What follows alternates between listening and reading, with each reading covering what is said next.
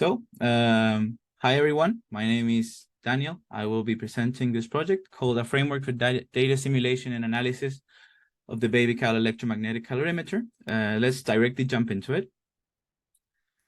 First, and very briefly, a little bit about me. I am 26 years old. I live in Chile, not Chile the fruit, but this one, which is ironic. When you look at it, it kind of does look like a chili pepper, but there's that.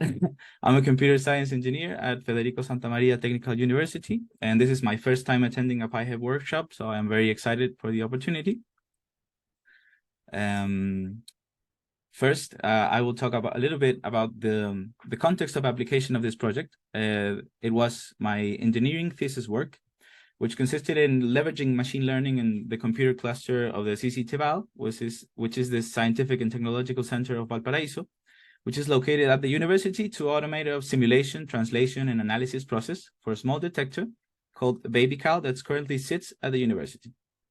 It's not being currently used because to be able to use machine learning for analysis, we needed a lot of data, and to be able to have data, we needed to use it. So we had a little paradox right there. So this is where the simulation comes in.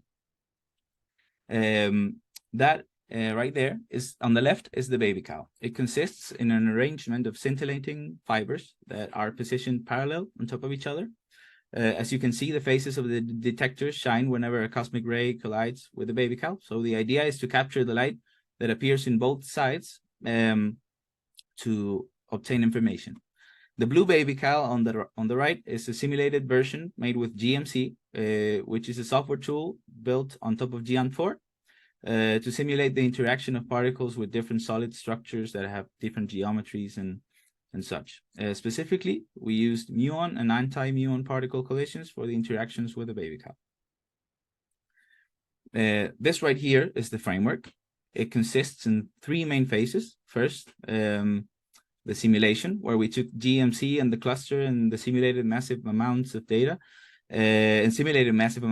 not that massive, but a lot of data. Then the translation, where all the simulation go in as raw text files and come out as JSON sparse matrices, thanks to a small tool in Python called the GUI translator. And finally, the analysis, where the JSON sparse matrices are transformed into standard NumPy matrices to be later fed to machine learning tools like convolutional neural networks and autoencoders.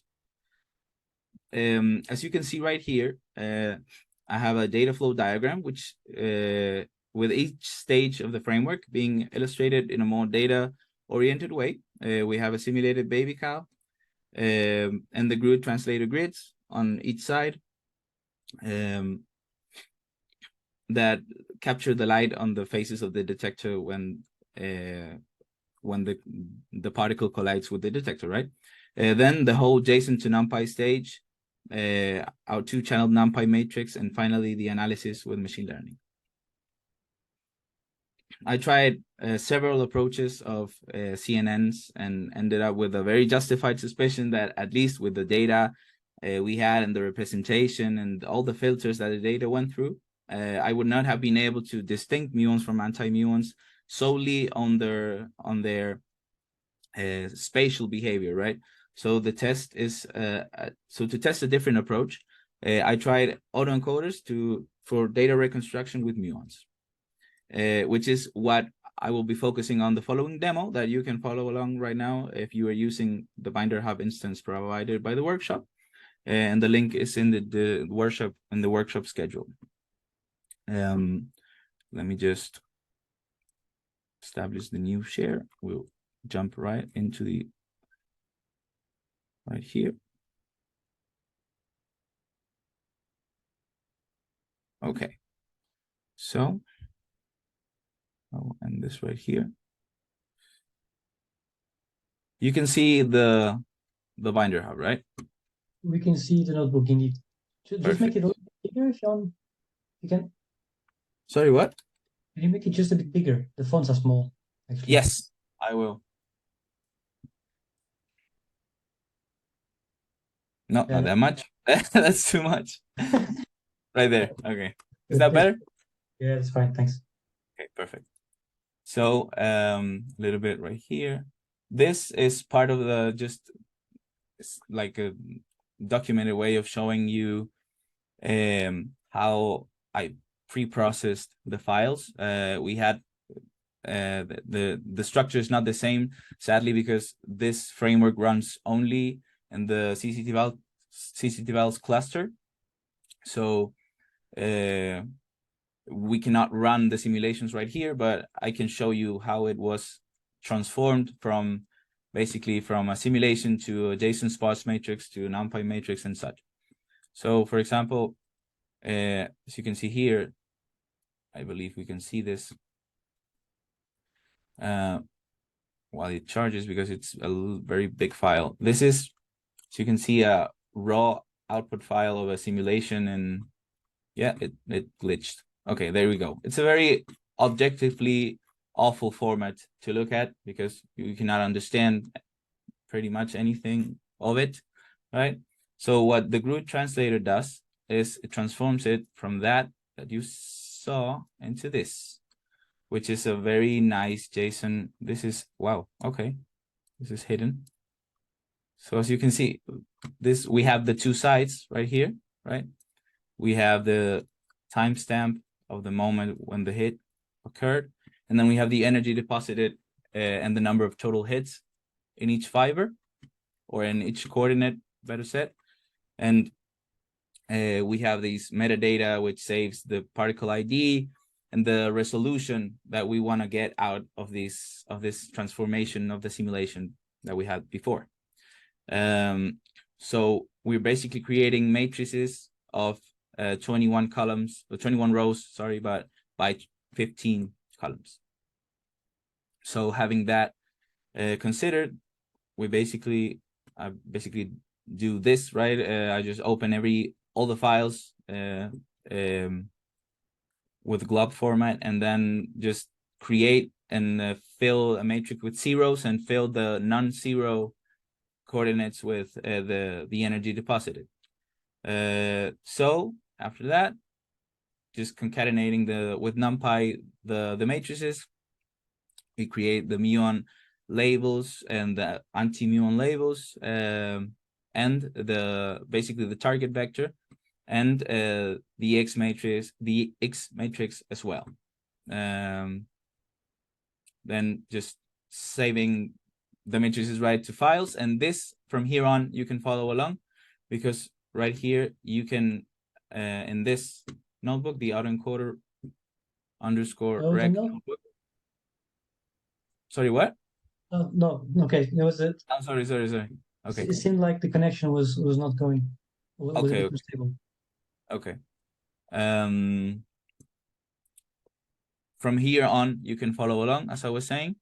So the libraries are just, you can go ahead and execute the whole notebook, or we can go step by step.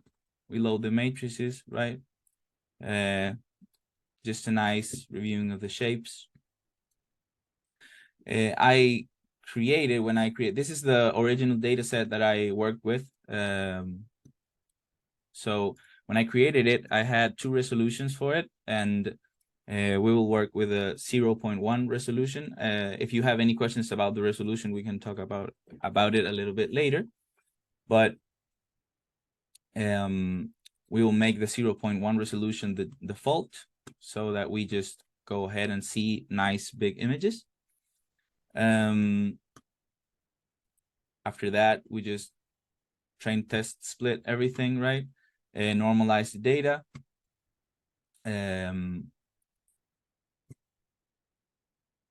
this whole chunk of code will give us a nice report of what we are working with. So we have muons, we have a total record of training data set of 3,000, etc., etc. We have the antimuon data set. I left the neutrons right there, but just ignore the neutrons. They were an extra experiment that I did after I tested with muons and antimuons. You can plot an event to see a collision, a particular collision. For example, here you have a muon collision. Just imagine this grid grid, like side 1 and side 2, right, as the faces of the detector, and you can just imagine that a cosmic ray just collided from up to from the top to the bottom, right, or from the bottom to the top, depending on how you look at it. But you can see how the energy basically goes from the center or wherever it crashed, it collided with the detector, to the sides of the detector. So this is a, as we call it, a light shower image. The first model of the autoencoder I tested, you can execute it. It will not be that long. It should not take too much. But what's interesting here is that the CNNs, while we wait, I try to classify both particles, right?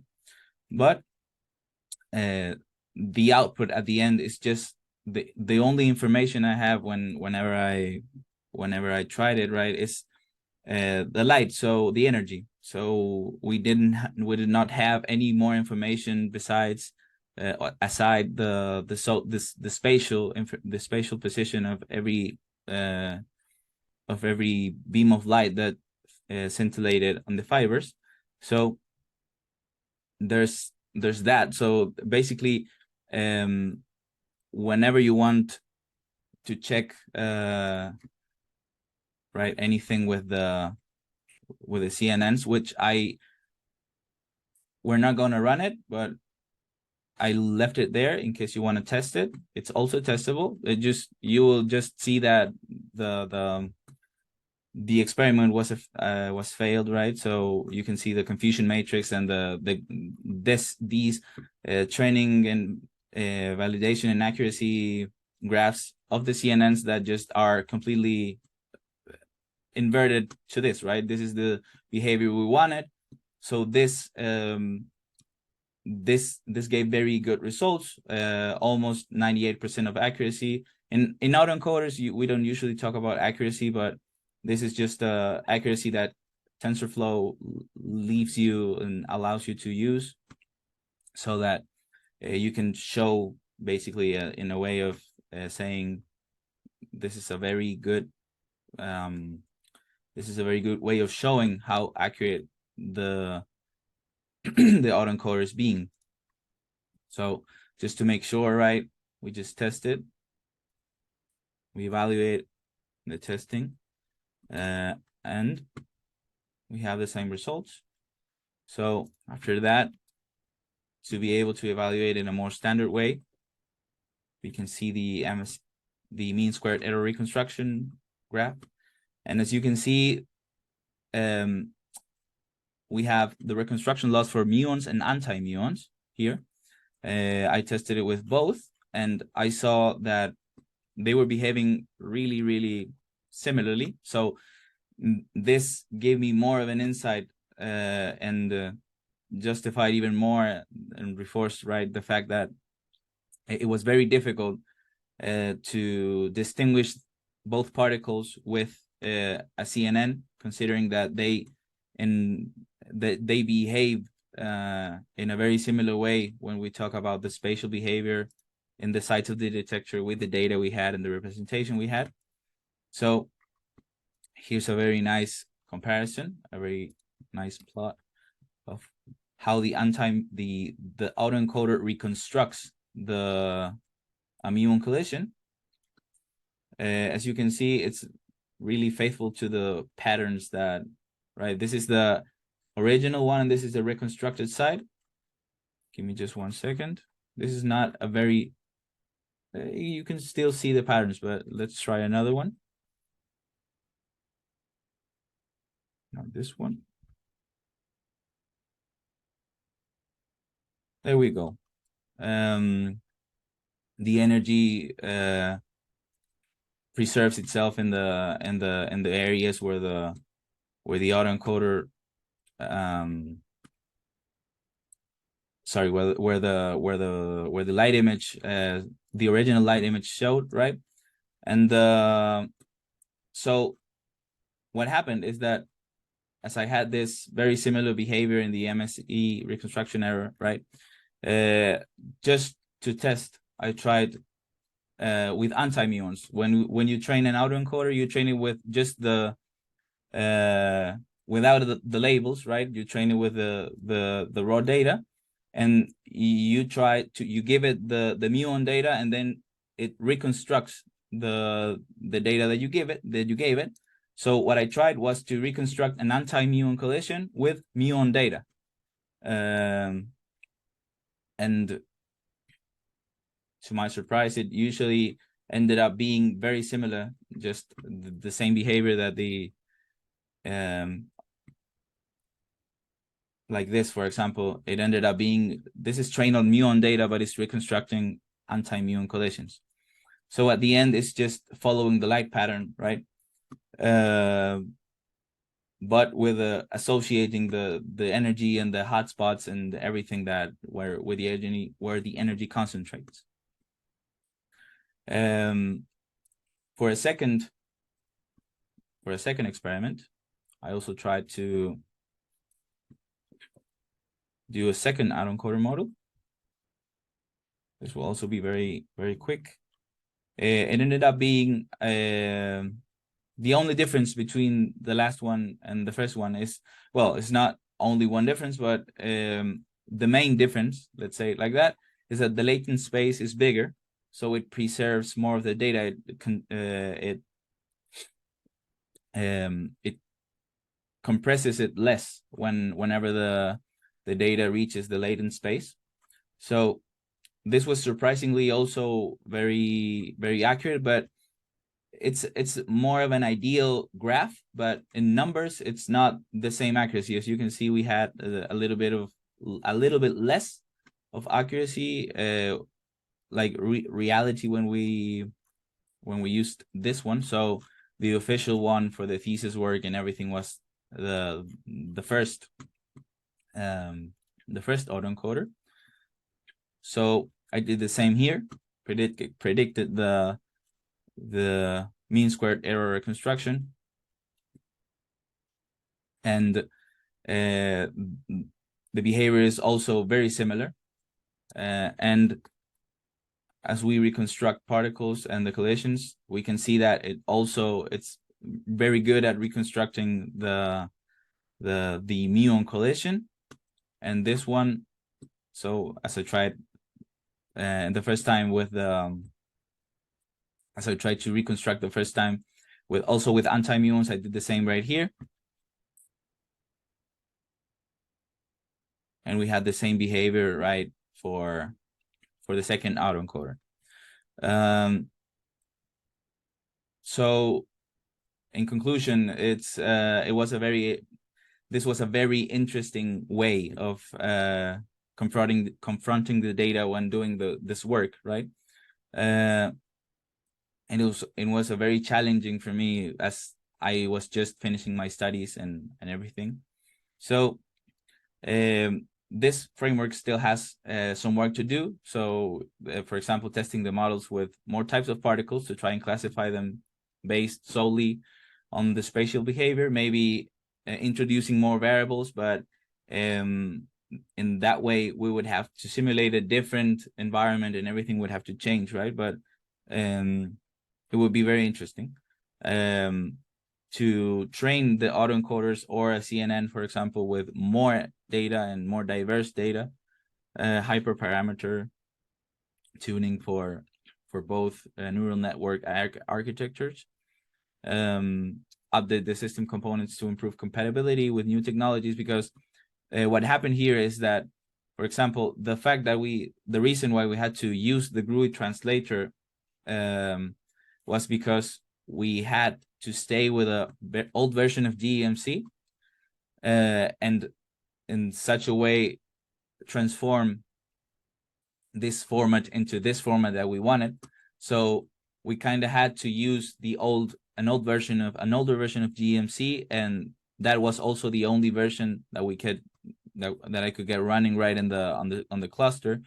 So it would be very nice to be able to tweak the framework to bump every version of every component, so that, for example, GMC now as a software tool, it has evolved a lot, right? It now has a Python based geometry description system. You can define your geometries with Python as not as it wasn't before, because before I had to do it with Perl, and actually this geometry is defined with Perl. I'm not showing it right now, but it is. The simulation was done with, for example, very raw shell scripts, and the installation process is very much more easier now than it was before. I don't know if any of you are familiar with GMC as a software, but before I'm talking before last year or maybe 2 years ago, it was a very difficult software to get running. And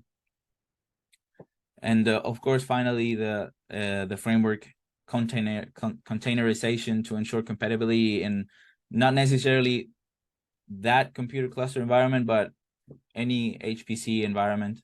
That will be also very useful, so that researchers could use this tool, for example, to aid in their investigation. If they're in need of data, they need to amplify their data sets to extend the diversity of their data sets, etc., etc. So I don't think I do think I have a little bit of time. I will try. But then if there's questions, it's a bit tight. What? You have a big notebook? Well, you have basically 2-3 minutes left. Okay, no, it's not. This is the notebook with the CNNs. I will just leave the space, the time for the questions then. You are welcome, very welcome to try this. It's a very interesting way of seeing that the framework did not manage to differentiate the representations I had for antimuons and muons, but it's a very nice way of seeing how you can define a neural network or experiment with physics data with in the realm of high energy physics and machine learning, right? So yes, that was my presentation. Thank you very much for listening, and I'm open to any questions. And the project is still on. It's working. It's being used. It's intended to be used really soon. So the idea is for it to be better as soon as possible. So all collaborations and sorry, I lost the word. It doesn't matter. All collaborations and are welcome. Thank you very much. Thank you very much, Need. Actually, let's see if there are any hands raised. In any case, that's actually my question. We're saying in terms of being applied, you didn't say if you were working within any high physics collaboration for this work, or this is a pure, say, R&D project that is not attached to any experiment so far? No, this is not attached. I mean, it was the whole BabyCal, detector, like coming to the university and sitting in the physics department. It's because it was the BabyCal was baby version of the BCal that was the barrel calorimeter, in Jefferson Lab in Virginia for the class 12 experiment, or and it was used as a prototype. So the prototype is now in the university, in my university in Chile, right? But the project as it is right now, is not attached to any current ongoing physics project. Actually, this was a very, like, as I said, the the context of application, right, was my thesis work. So it was a very specific request for, of the physics department and the CCT-Val and my teachers to do this, right, because they needed a very soon, fast and optimal way to analyze data and try to represent as best as they could how using the BabyCal would be in real life. So that was the idea. Okay. Sorry, Yeah, I'm trying to read the questions. What's the section criteria? Yeah, you have a couple of questions there actually on the chat. Can you see them? Oh, okay. The supervisor. Could you try and rephrase the first question, because the selection criteria for the matrix size. I read it wrong. It's okay. The selection criteria for the matrix size was the capacity, like the computational cost of simulating in the cluster, and also being able to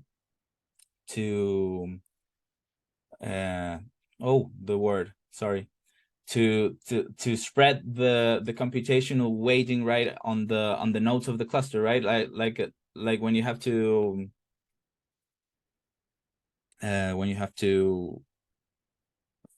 just give me 1 second.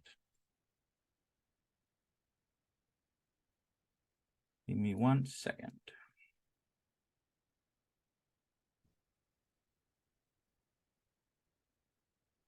Okay, I had lost the word. Thank you. To distribute the computational cost on the nodes of the cluster. So basically, it was trial and error, trying to simulate a very big, say, BabyCal, and very small ones, and evaluating how much of a bigger cost it would be to go that big, for example, or this little.